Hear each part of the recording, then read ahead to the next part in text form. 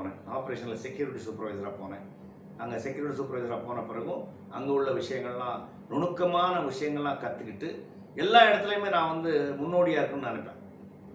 நம்மளை விட பெரிய ஆள் யாரும் கிடையாது, நம்ம தான் எல்லாத்தையோட பெரியவன் ஒரு எண்ணத்தில் எல்லாத்தையும் கற்றுக்கிட்டு ஒரு இடத்துல உங்களுக்கு அதாவது respect, you have du command respect.